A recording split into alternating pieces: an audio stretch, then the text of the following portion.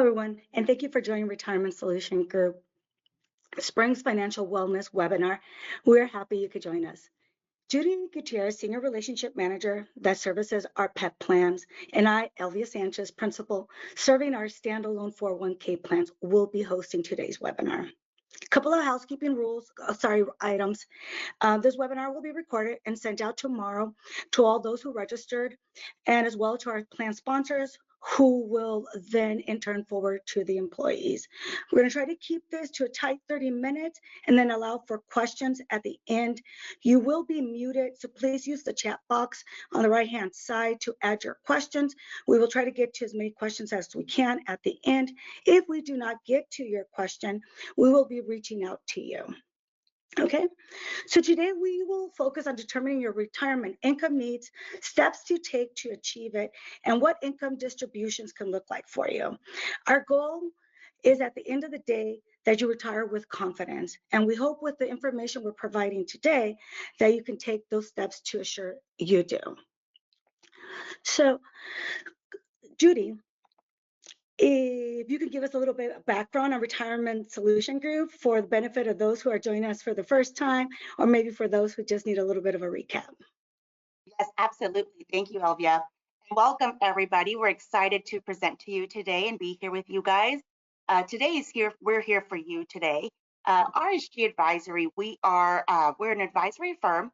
Our focus is retirement plans at the plan level, but on a participant basis, we do believe that education is really the focus and the key of helping you all understand what options you guys have to retire and retire in the way that you choose to retire, not the way you're forced to retire. So we do feel that education is really key for that.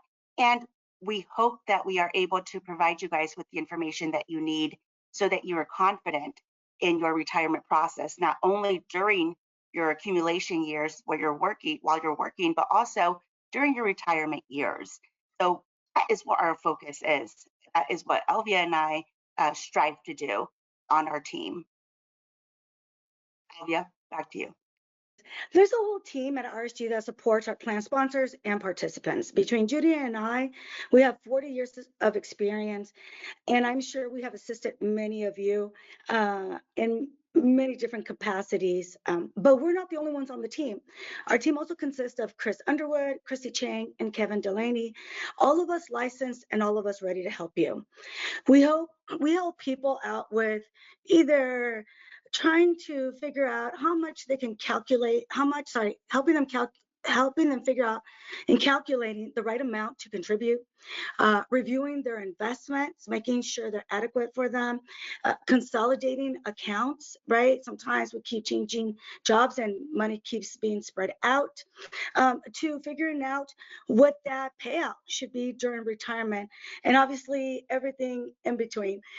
I tell all our participants, start with us, and from there we can help you figure out what that next step is or who that next person should be that you go and speak to. So today's next step is figuring out how much do I need to retire. And everybody's different, right? What your income amount that you will need is very different from mine, from Judy's, or to your next door neighbor, to the person that you work with. So I always tell people, start with you. And the first thing you need to do is start figuring out what your expenses are. Things to consider are, will your house be paid off? Do I still have to pay on my house? Will I be paying rent? What is my water, gas, electricity bill, phone bill, right? Any type of other insurances that you may have. Are you going to be a traveler? Are you going to be out and about? Obviously being out and about costs money. Or are you going to stay closer to home, maybe visit families? All of that, right, is something to consider as you realize how much it is that you're going to need on a monthly basis to be able to pay these needs, right? So that's the first thing, calculating what your need is. And I would even take it down, not to a yearly basis, but to a monthly basis, because in reality, that's how we do our budgeting right now, right? Now that you know what amount you need on a monthly basis, okay, where's that income coming from? One piece is from social.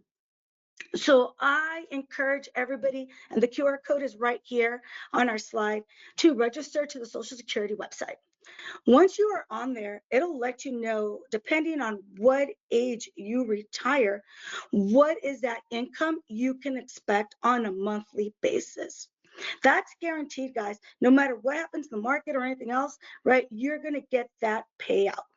Or do you have a pension, or your significant other, your partner, your spouse, right? But all of this is something that's guaranteed, that's coming to you, that you know you will have that amount of money on a monthly basis. So once you have what type of income will be coming in, maybe rental properties, but it's set, okay, I have this money. Now, where am I falling short? Is it $1,000, $2,000, $3,000, $4,000, depending on your needs, your wants, your expectations, right, that you have for yourself during that time?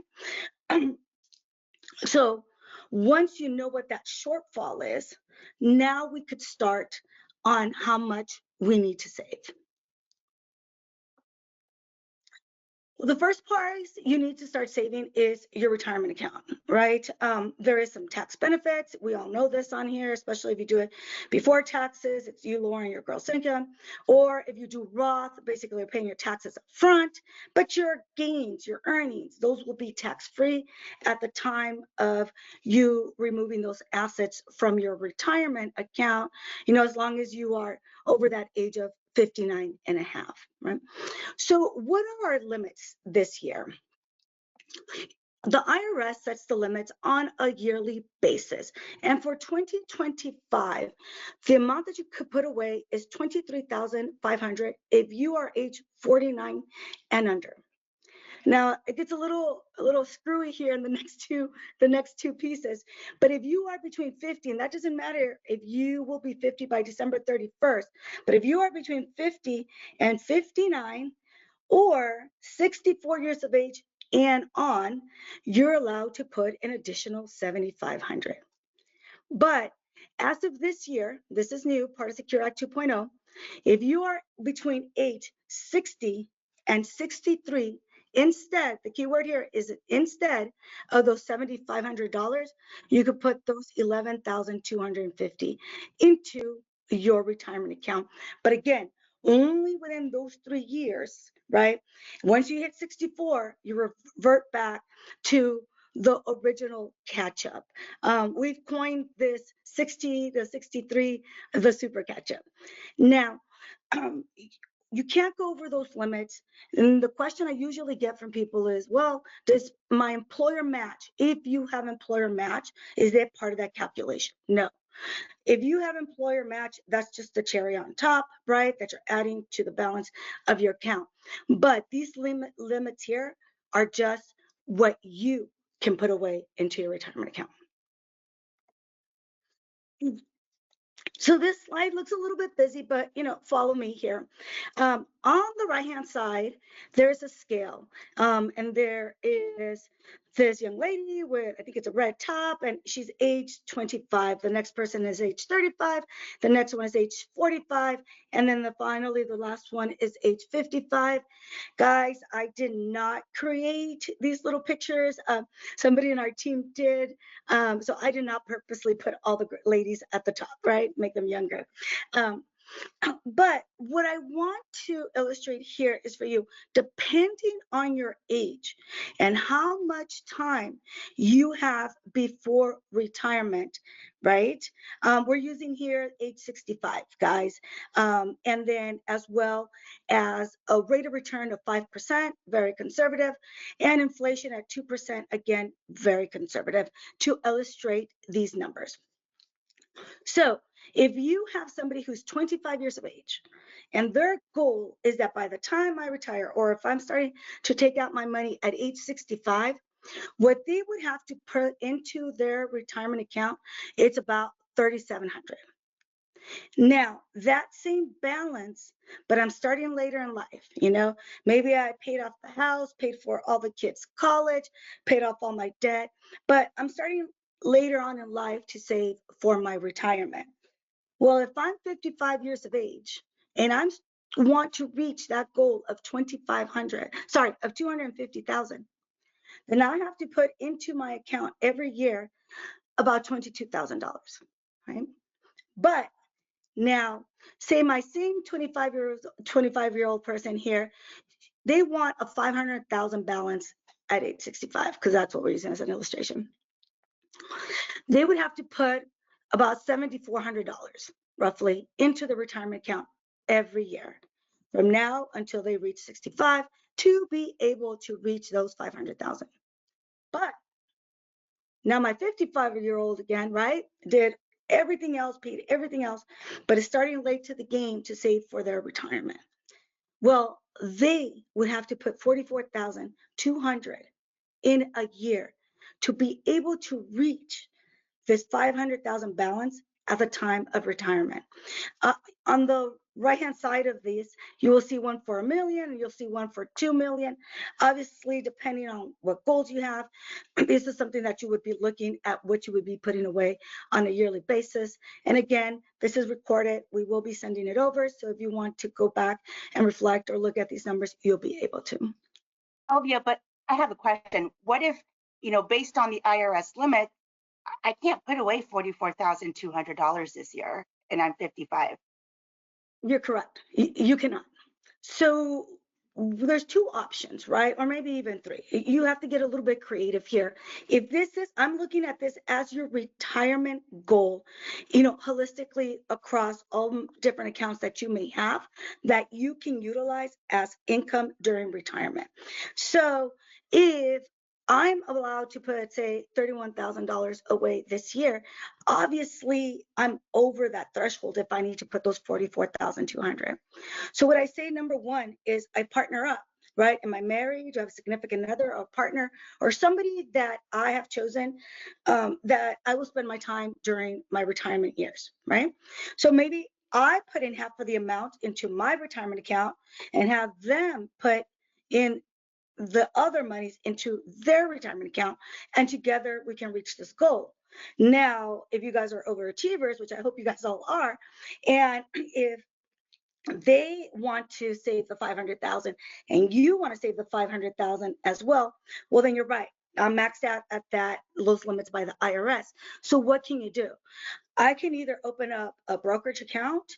If I want to follow those same type of rate of returns, I could pick those same type of investments in there, or I could choose different investments. But at that point in time, you're not limited to the IRS limits. You cannot just put that amount that you're falling short within your retirement account, but over that. Obviously, you could put some into savings, and then Judy's going to speak a little bit more about this, but then you're sitting in cash, and really those returns are not there. But there's different ways that we can try to save across all different types of accounts to make sure you're able to fit that goal.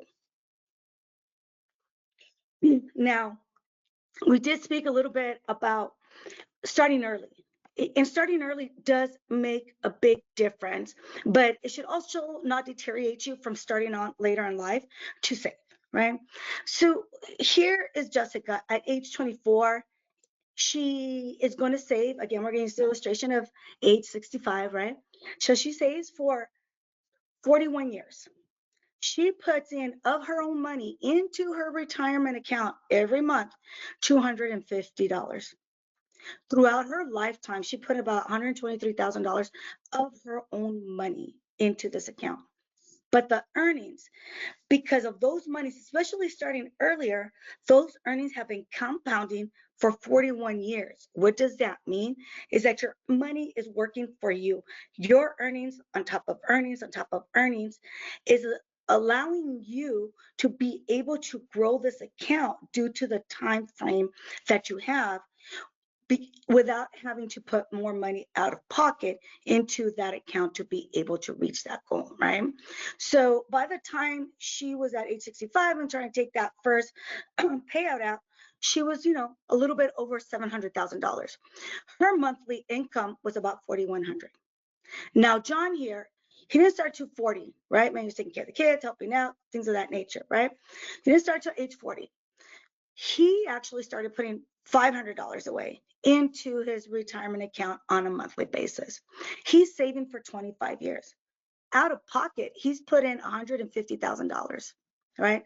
So he's putting a little bit more than 250,000 in growth. He's had about $250,000, right? Because of the 25 years of those earnings compounding over time. By the time he retired, he was a little bit over 400,000. His payouts on a monthly basis was a little bit over $2,300. So I tell people, don't wait to say, well, I'm only putting in 2%, 3% of my check.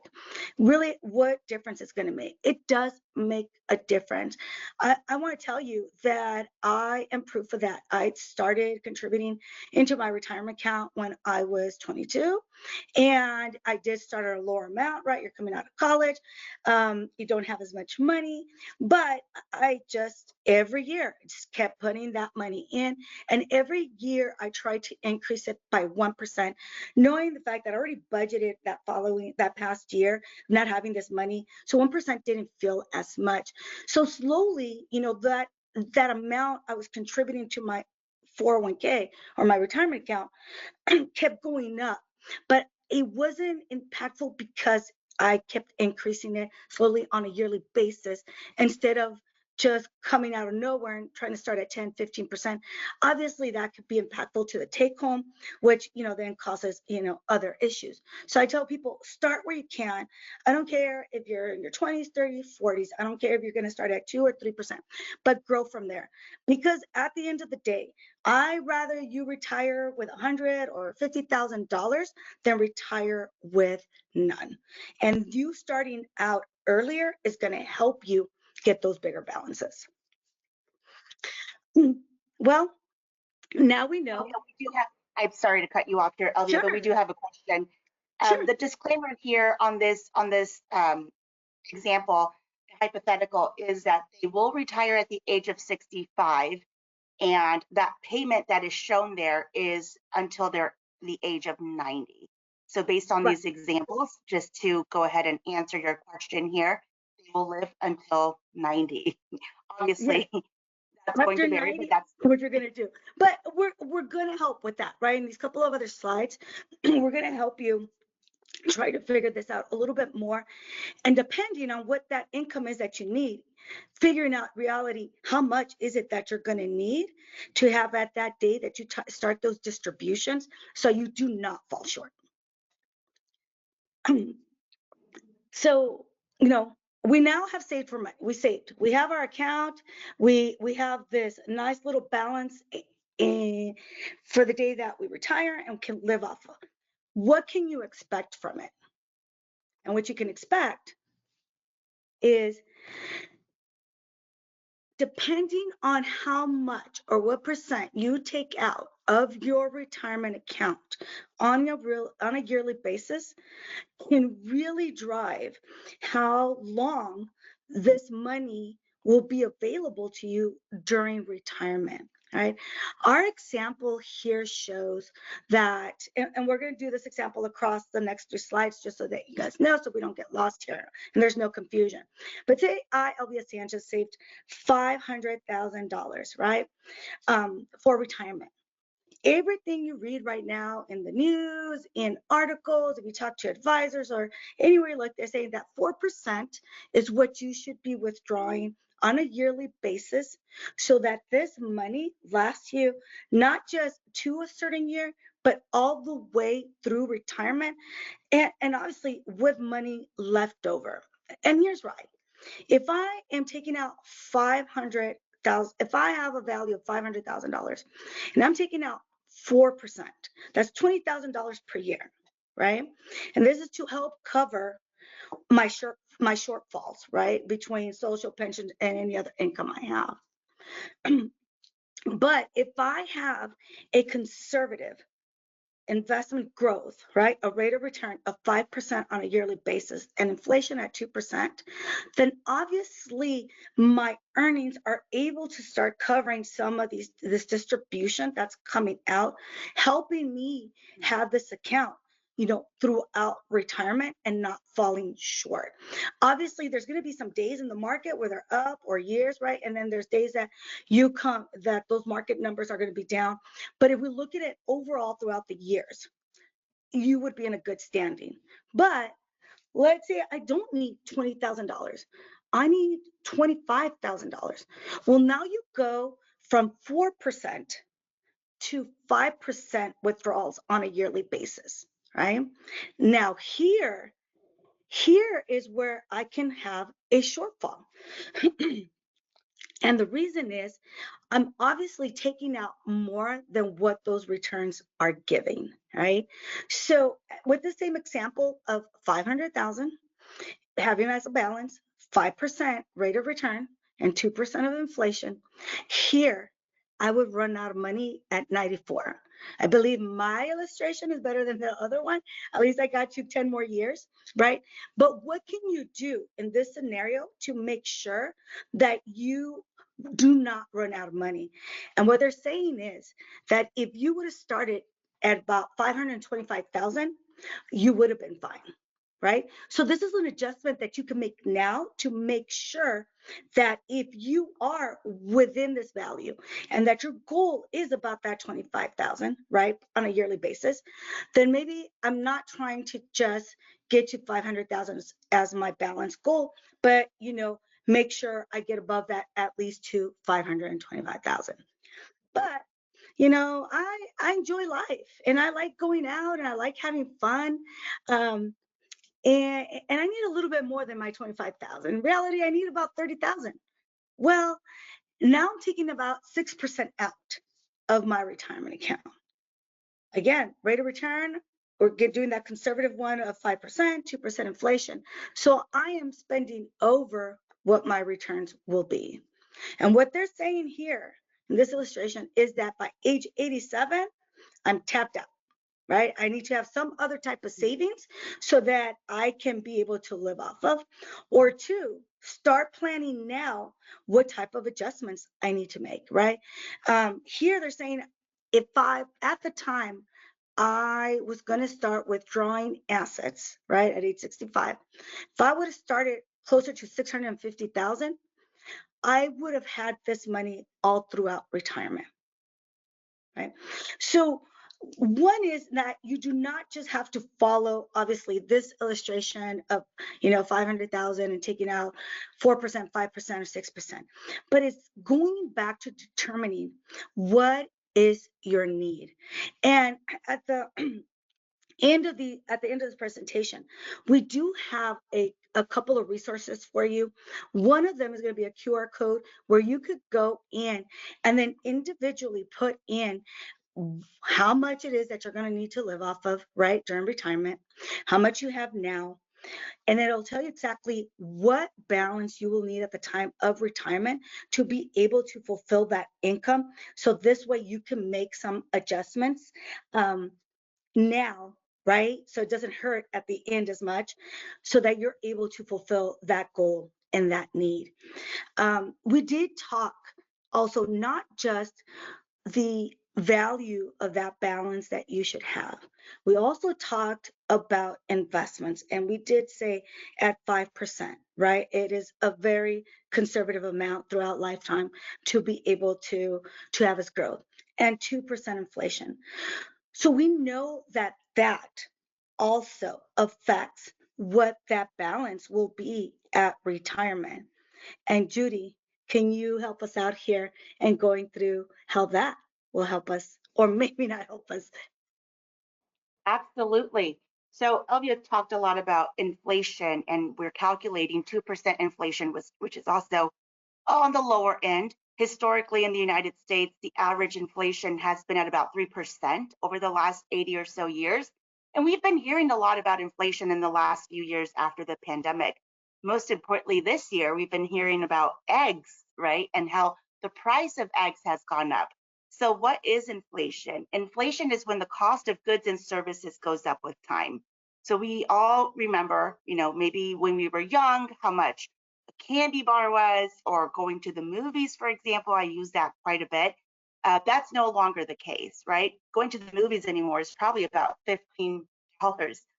So all of that has gone up with time. What you see here on the left-hand side is a chart showing you most recent rates of inflation in the last, 10 years or so. And you can see how it definitely spiked after the pandemic. On the right-hand side, you will find, what $50 will be, I'm sorry, $50,000 will be in the next 25 years. So essentially, $50,000 today will go down in value in the next 25 years. So you lose purchasing power with inflation. What that means is that, yes, you might still have those $50,000, but you're not going to be able to afford the same amount of items or the same items in 25 years because they are losing value due to inflation. That is how inflation affects our money.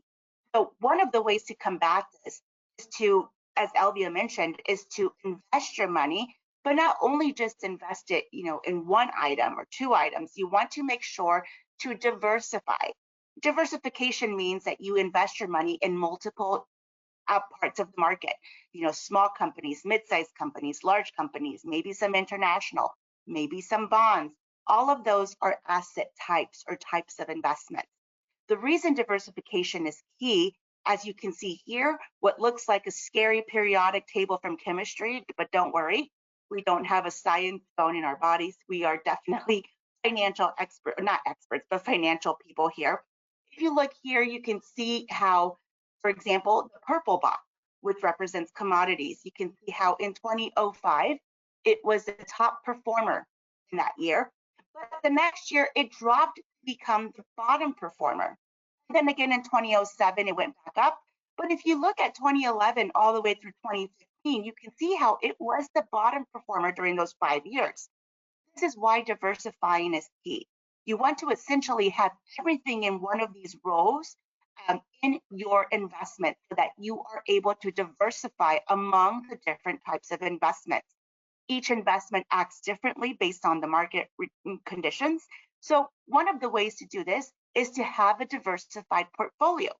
By having a diversified portfolio, as you can see here, the gray boxes, you're never going to be a top performer. You're also never going to be a bottom performer. You're able to keep up with, whatever good returns are above that diversified portfolio. You have access to them, and you're able to capitalize on those returns. Also, you're providing yourself a cushion so that you do not go down in terms of taking a market dip with those investments that are below that diversified portfolio. That is why diversification is key. You stay right along the middle, and you're not able to, you're not going to be a bottom performer, as you can see. Some of these investments, some of these returns on an annual basis. So diversification is essential not only during the time that you're accumulating your monies, but also during retirement. During retirement, you still want to experience some growth. So it is still essential that you're able to experience some growth by having a diverse mix of investments within your portfolio so that you do not outlive your money. What you see here is an example of somebody who was very conservative, consistently investing, however, on a conservative basis. You can see that somebody in the green was just in cash for 40 years at a return of approximately 3.1%. So let's say the inflation rate average of 3% continues for those 40 years. This person was barely able to keep up. It was dollar for dollar keeping up with inflation. Whereas somebody who had a diverse mix of investments in the blue, they were able to have a return of about 7.25. Maybe they were invested in something that was age appropriate, right? Age appropriate for them. They were able to outpace that rate of inflation, and inflation didn't necessarily eat away at the full return of the value of their money. So that is the goal. The goal is to be consistently investing, to have something that's age appropriate, and to be able to earn enough interest so that you're able to combat those rates of inflation. Other obstacles that we want to think about are, well, mostly you want to think about your retirement as a marathon, definitely not a sprint. So that you want to have a long-term plan in place. You want to have a diverse mix of investments, again, diversification. You want to make sure that your plan continues to be diversified even during your retirement years, so that you're still able to experience some growth, and you don't become stagnant with the market, so that you're able to outpace that rate of inflation. You also want to make sure that throughout your plan's life. You are aligned with your risk tolerance, your time horizon, which means how long do you have left to work, and your retirement goals. Most importantly, you do not want to act on emotions. I know we're in volatile times at the moment, but you do not want to act on emotion. You want to stay the course, stay in that strategy, and just, just kind of just deal with the way the market goes and continue your course so that you're able to really see the benefit at the end. If this is something that you want to review, you're definitely welcome to reach out to any of us here at the on your RSG advisory team to go over your investments. Other So, obstacles that you want to go ahead. so I was going to say, lately, again, because the markets are volatile, right? And we have people that are about to retire or in retirement or very close to it. And they're calling asking me, should I just go to cash 100%? And I tell them, I would wait. I go, what is your strategy? When is it that you need your money? Reevaluate what investments, maybe make some small tweaks to make sure that that money that you have the day that you retire is there. But going 100% in cash, sometimes if you're selling, once that market's low, and usually within a day or two, there's that recovery period. Well, now you're conserving losses. Right. So I tell people, really think about it, set your plan. Don't invest on just emotion or fear, but definitely look at it long term. When is it that money that you'll need? And don't just jump quickly into something you might regret. Yes, great point. Great point, especially during these volatile times.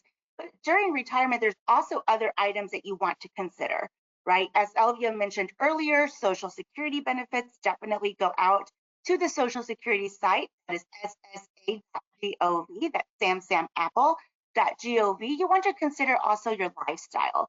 As she said, maybe you're looking to, you know, become a traveler during your retirement years. So that's something that you definitely want to start planning for. Family genes, more so, you're not thinking about lifespan, you're thinking about health span. How is your health going to be at that time during those retirement years? What do you have to plan for? Long-term health care. In the 20-ish years that I've been doing this, I've had at least 5 people retire and come back into the workforce because they can't afford their medical costs. So that's a very real thing. And as a matter of fact, retirees are frequently asked what they if it's dying early or running out of money in retirement. And 95% of the time, it's running out of money. So it's something that you definitely want to think about when it comes to how much you should be saving. Alvia, what about you? Have you experienced or ran into any participants who ran into any of these obstacles that you see here? Yes, I would say the lifestyle is one. Believing that the amount that they have is going to cover their lifestyle, especially if they even upgrade it during retirement, it goes through pretty quickly. So I tell people that's one thing to look at and make those adjustments right away. I've had people come back to work and not part time, but full time. Yeah. I also have had people come back to work because they've taken their parents in something that they had not planned for. Or we have the kids after we send them off to college, they come back because things are expensive and they want to save to buy a home or so forth. So in helping them though, we're covering a lot of that cost. And again, something not prepared for that then adds on to us. So usually in that situation, it delays retirement. Right. So I think it's always add to that bucket a little bit, right? So that you can cover the unexpected. But besides the SSA Gov QR code here, we do have a build your income plan. So if you go to that, it's going to get you to a booklet where it's a little bit of homework, guys, and I get it. We both get it. But in doing so, I will promise you, you will feel so much better. You'll feel prepared knowing where you are, what your needs are, where the shortfall is by just adding all of these things that they ask you that you maybe have not thought about, long-term care, family coming back to live with us, do I have outside assets, do we have a child who has special needs that I'm going to continue to have to take care of, right? But it'll ask you all that. It's all personal. It's all for you. We don't see any of it. But this will also help in guiding, what should be the next steps to take. And I know we're running here a little long, so I want to make sure we hit on these last two slides really quick and then see if we still have time for some questions. But what can you do today? I say, number one, go and look at your account, look at your investments. Are they still hitting with what your goals are? Are you too aggressive, too conservative? Are you planning to retire later on, a year or two more than you expected or earlier? Right? Evaluate your contributions. Are you putting enough away to hit that goal and that need? Right? Do you need a tax savings as well? I tell people utilize that. Either you take it and save it for the future, or Uncle Sam's going to take it right now. But here you'll see a QR code. Remember, we stated earlier that we have a partner that we work with, Rice, their financial wealth management team, and they have some cool resources as well. And one of them is for you to be able to put in that amount that you have right now, what are your needs, and then it'll calculate, what the shortfall is and what that balance is that you're going to need the day that you retire. You guys, as we move and change jobs, we keep leaving monies behind and we lose track of it. As you change jobs, keep your money with you. Either roll it over to your current employer, set up an IRA. If you guys need help with that, happy to help. But keep track of your money. Make sure where it's invested. Make sure it's working for you. And then, talk to your partner. Who's that person that you're going to be living with? Are your goals aligned? Am I a traveler and he's a homebody? In my situation, my husband, he's not. We're both travelers. We both have to save a lot. But make sure that's aligned. Are we living in the same state? I'm moving to California. He's going to Florida. That makes a big difference, right? And then I would say stay in tune to our webinars, our newsletters. We're also building now for plan sponsor of enrollment. Participants will be able now to go in there. It's going to be another resource to be able to see our videos or to be able to get other resources, small little tidbits on, how to consolidate accounts, how do I reach 1 million, little things that can help out. And then of course, always come back to us. I want to tell people, yes, this is a webinar. Yes, we're giving you information, but this is high level. So how do you get it down and individualized to you? And that's us and you taking that next step where we meet, we have these conversations, and then, start to work together to make sure that you're hitting your retirement goals. I want to stop here. Before we go to the chat box, I first want to say thank you. I know we're coming up on time. I want to say thank you to all for joining us. I also want to say that here on this on these QR codes, there's one that's Let's Talk Tariffs. This is Steve Scott, our senior managing partner. He did a video on the effects of what tariffs are. How is it playing in our world right now? And probably a little bit of that historical piece of it. So if you want more understanding about the tariff world that we're living in at the moment, or have questions about it, please join Steve. He's very well versed. He on top of being the primary owner here of RSG, he does head the RSG investment committee, as well as being 316 and 338 on all our plans. That's just SEC language, just saying that he's a fiduciary on our plan. So obviously everything he has to do it in the interest of participants and for the plan sponsors. So please go on there. It's another resource for you. And we believe that in us bringing these little pieces to you, that you're in a better position of understanding not just the investment world, not just what is going on within your retirement account, but hopefully setting you up financially to hit all different types of goals that you have for yourself. I think we're coming up on time. We got about 5 minutes here.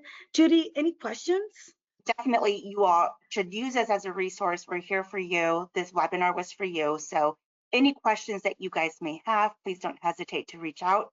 Whether you have a plan with us, if you want any education meetings just for your team, or you're an individual that just has questions regarding your plan.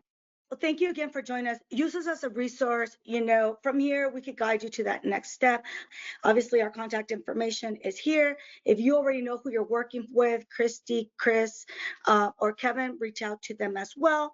If you're a plan sponsor on this webinar and you want something more customized for your employees, call us out as well. Happy to either do something in person or virtually, and make sure that you guys are in a good place.